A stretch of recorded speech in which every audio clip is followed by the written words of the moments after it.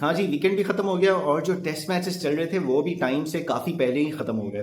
पाकिस्तान को इंग्लैंड ने जो है वो 2.5 दिन के अंदर हरा दिया और ऑस्ट्रेलिया ने अपना पहले टेस्ट का जो बदला लिया है बांग्लादेश से, ऐसा फेंटा लगाया है बॉलिंग में कि 2 दिन के अंदर अंदर ही वो दूसरा टेस्ट जो है वो मुड़ गया है।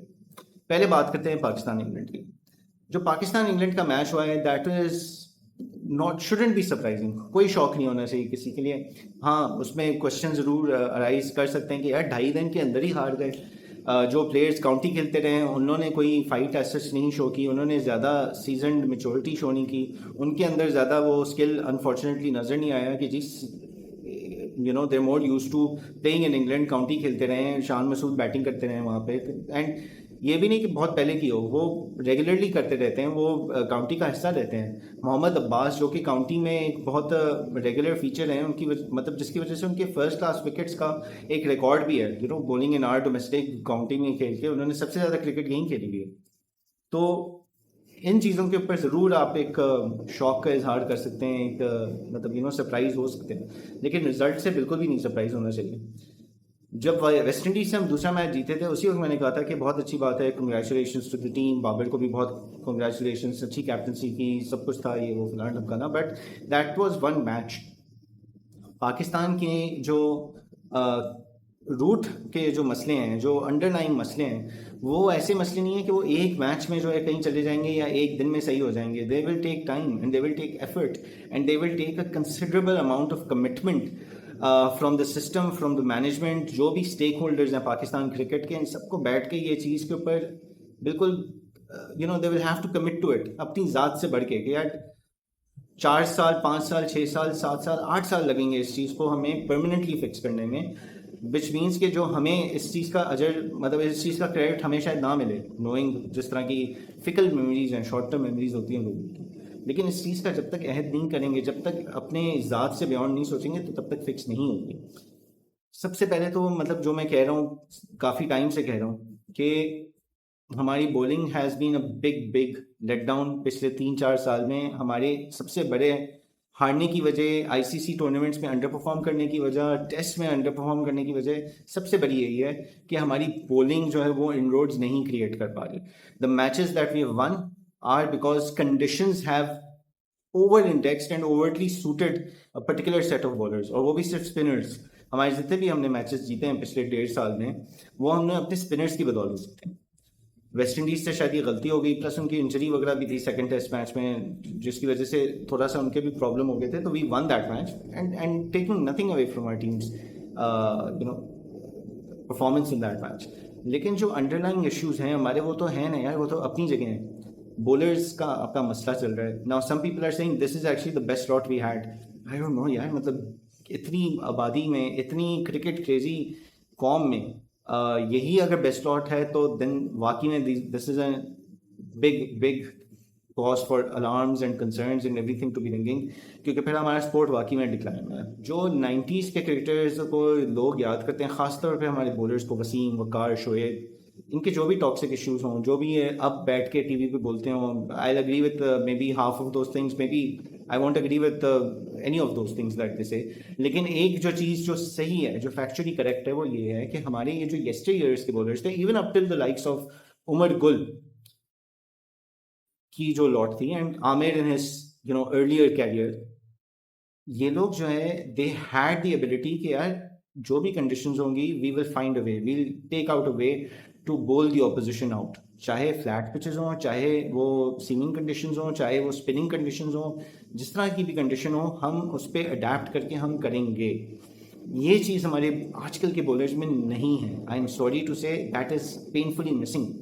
और इसका सबसे बड़ा रीज़न जो है वो ये है कि जो हमारे बॉलर्स हैं आजकल के, and not just bowlers, even our batsman, specially when it comes to test, there is a lot of white ball cricket happening. बहुत ज़्यादा T20 क्रिकेट आ रही है, एंड आई कैन अंडरस्टैंड जिस तरह के बैकग्राउंड से आप आते हैं, जिस तरह के T20 में आपको फॉर्च्यून नज़र आता है, तो उसकी वजह से जो है they are more incline towards that format, because ज़्यादा उसमें आपको ग्लोरी मिल रही है, ज़्यादा आप नाम कमा रहे हैं उसमें, ज़्यादा आप पैसा कमा रहे हैं। बट ये जो प्रॉब्लम है, इसको अरेस्ट करने का काम जो है वो प्लेयर, कोई एक प्लेयर नहीं अहद करके ये निकल सकता कि यार मैं टेस्ट क्रिकेट को सही करूंगा, क्योंकि वो नहीं सही कर सकता। इसका काम हमेशा बोर्ड का होता है, सिस्टम का होता है। आपने इस चीज़ को अरेस्ट करना है। अगर बॉलर्स ज़्यादातर T20 की तरफ जा रहे हैं, किस वजह से ज़्यादा जा रहे हैं, आप उस चीज़ को आइडेंटिफाई करें। Try to make test cricket more lucrative for some bowlers, और आप आइडेंटिफाई कर लें जो क्रिकेटर जब ज़्यादा वाइट बॉल की तरफ माइल हो गए। टेस्ट क्रिकेट में the batsman first and foremost instinct, जो एक टेस्ट बैट्समैन होगा, जो बंजा हुआ टेस्ट का बैट्समैन होगा, जो इस फॉर्मेट को समझता होगा, his first and foremost instinct is कि यार मेरी विकेट सबसे वैल्यूबल चीज़ है, रन्स से ज़्यादा मेरी विकेट वैल्यूबल है, and then runs obviously have to come with it, लेकिन विकेट सबसे ज़्यादा वैल्यूबल है, मैंने इस विकेट को बचाना है। तो जब बैट्समैन इस तरह सोचेगा तो bowler will be force to think out of the box and try to come up with ways to get that wicket. या तो वो बैट्समैन को एंड तक फ्रस्ट्रेट कर दे, लाइन एंड लेंथ बिल्कुल एक रोबोट की तरह, जिस तरह मैं करता था, या फिर आपके पास इतना मैजिशियन लेवल टैलेंट हो, जिस तरह के मतलब बॉलर्स थे, मुरली था, वॉर्न था, Wasim in his heydays, they were unplayable because they were unreadable. तो या तो ये चीज़ें, अब ये चीज़ें जो हैं कुछ गॉड गिफ्टेड भी होती हैं, बट कुछ मेहनत से भी आती है ना। अब बॉलर्स अगर मेहनत नहीं कर रहे होंगे, रेड बॉल क्रिकेट को ड्यू इंपॉर्टेंस नहीं देंगे, half the year they are playing T20 leagues all around, time कब मिलेगा उनको डोमेस्टिक क्रिकेट खेलने का, रेड बॉल क्रिकेट खेलने का? तो जब तक ये चीज़ के ऊपर इन्फोर्स नहीं करेंगे कि यार काउंटी खेलो, रेड बॉल डोमेस्टिकली खेलो, रेड बॉल में अपने आप को स्किल डेवलप करो of taking a wicket, develop the art of taking a wicket, जब तक ये चीज़ नहीं होगी तब तक ये साइकिल रिपीट होती है। इनफैक्ट रिपीट क्या, अब तो बद से बदतर हो रही है ना। हमारी जो अभी बॉलिंग लाइनअप थी वेस्ट इंडीज़ में, ठीक है अच्छा किया यार इन्होंने, बहुत अच्छी बात है, वेरी गुड, एंड उसमें थी अच्छी performance, but the conditions were different. इधर जो कंडीशंस में हमारी बॉलिंग लाइनअप ने काम किया था, मतलब उसमें थ्रेट लेवल नहीं आ रहा था।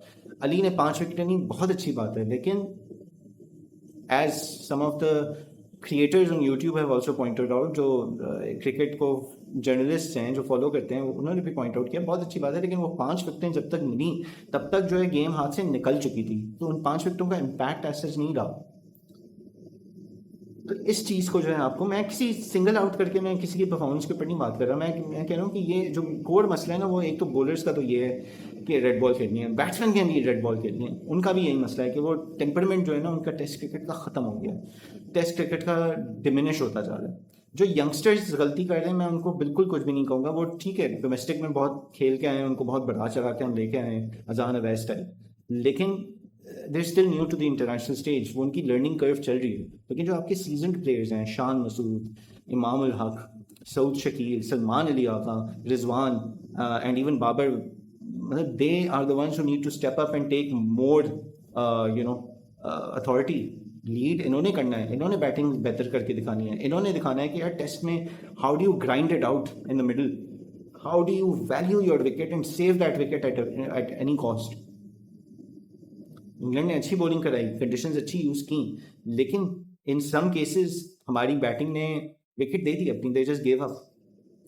तो बैटिंग का भी यही मसला है कि उनको भी रेड बॉल खेलनी है, टेम्परमेंट बेहतर करना है, टेक्निक बेहतर करनी है, और हर किस्म की कंडीशन में ये खेल के बेहतर करना है, और वो चीज़ मेहनत के बगैर नहीं आएगी। जब तक आप खेलते नहीं रहेंगे, रेड बॉल फॉर्मेट नहीं खेलेंगे, टेम्परमेंट अपना उस तरह डेवलप नहीं करेंगे, तब तक ये चीज़ सही नहीं होगी। दूसरा, फिटनेस के इशूज़ हैं, क्लियरली हैं। फील्डिंग में आप देख सकते हैं lot of times our players gave up on saving boundaries, on saving runs, मतलब वो कर नहीं रहे थे, एफर्ट नहीं कर रहे थे, बॉडी लैंग्वेज गिरी हुई थी। तो फिटनेस के भी इश्यूज हैं, मेंटल फिटनेस के भी इश्यूज हैं। तो ये कोर इश्यूज जब तक इनके ऊपर लग के काम नहीं करेंगे, तब तक ये एक आधा मैच जीतने से वंस इन अ वाइल कुछ नहीं होगा। We need to get into habit for fighting for matches. हार जीत भी आएगी, लेकिन पहले आप लड़ें तो सही मैचेस में, अपनी मेंटल कैपेसिटी को उधर तक बनाएं कि यार हमने हर मैच में लड़ना है, हमने हर सिचुएशन में लड़ना है, कुछ भी हो जाए हम नहीं, we will not throw it down, we will give it our all. एक एक रन के पीछे जो है ना अपनी वो लगाएं कि बस बचाना है।